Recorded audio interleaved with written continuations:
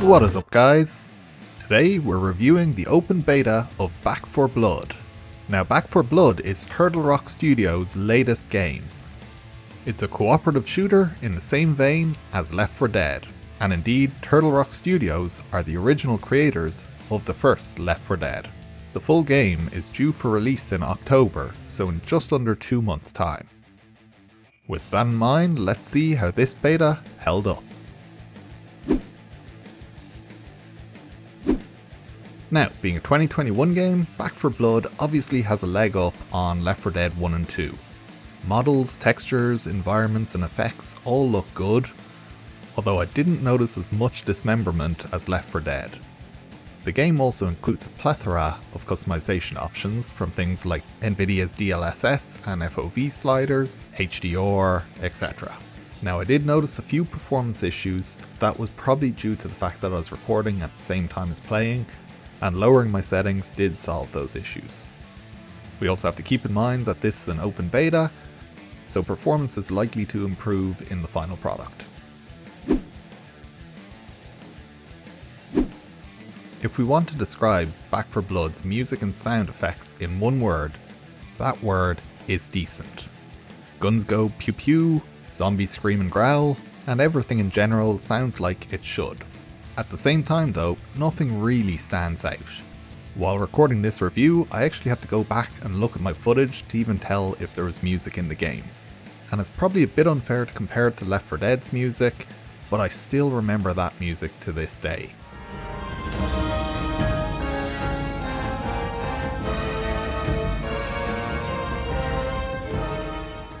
However, as I said, there's nothing bad, it just doesn't quite stand out.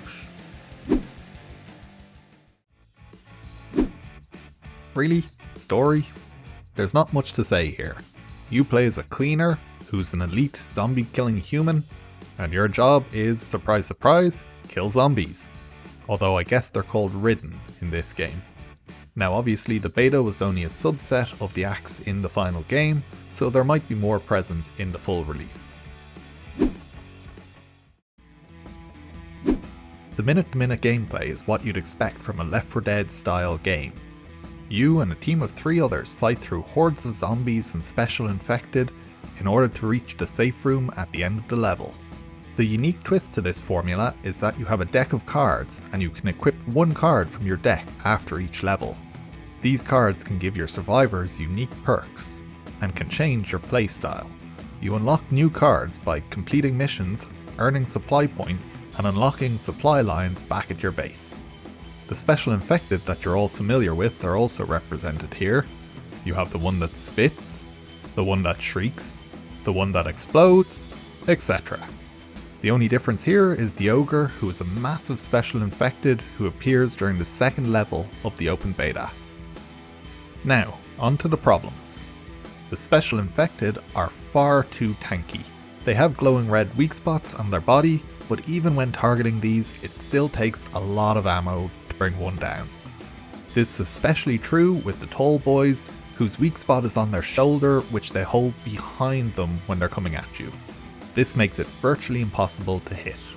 The card system as well seems a bit unbalanced, with early cards being virtually useless and later cards being far more powerful.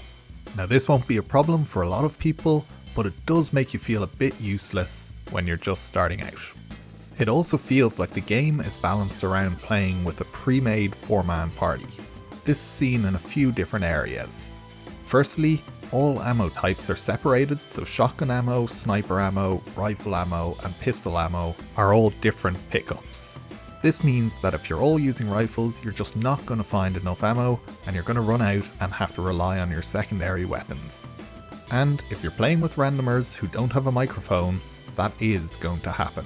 You could change weapons, however weapons do have attachments, and there's no way to remove an attachment from an existing weapon. So you're not going to want to drop your sniper rifle with all legendary attachments because your teammate decided to start using the same weapon.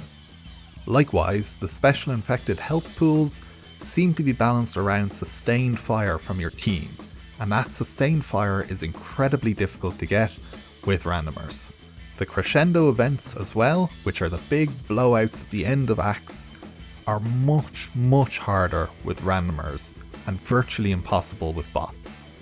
I failed the last level of the first act time and time again simply because we didn't play as a coordinated team and the game just throws wave after wave of special infected at you. Again, a lot of these problems won't affect people who have pre-made 4-man teams, but I didn't. I was playing with randomers only, and I didn't come across a single one who had a microphone. Now, I mentioned bots as well. Bots in this game are brain dead. The AI definitely needs a lot of work, and I've heard from several people that it's virtually impossible to finish the game with bots. And speaking of AI, the AI director also needs a lot of work. Every playthrough of the campaign felt the exact same for me, and that's something that will really affect the replayability. I also feel that the trauma system needs to be tweaked. So the trauma system is where when you get injured, your max health gets reduced. I guess this is meant to incentivize slower, more methodical play, but again it just feels like you're getting punished twice as much, once with the actual damage and then a second time with the reduced health. All in all, it felt like the game was balanced for Left 4 Dead veterans and pre-made teams, so casual players and new players to the genre aren't really catered for here.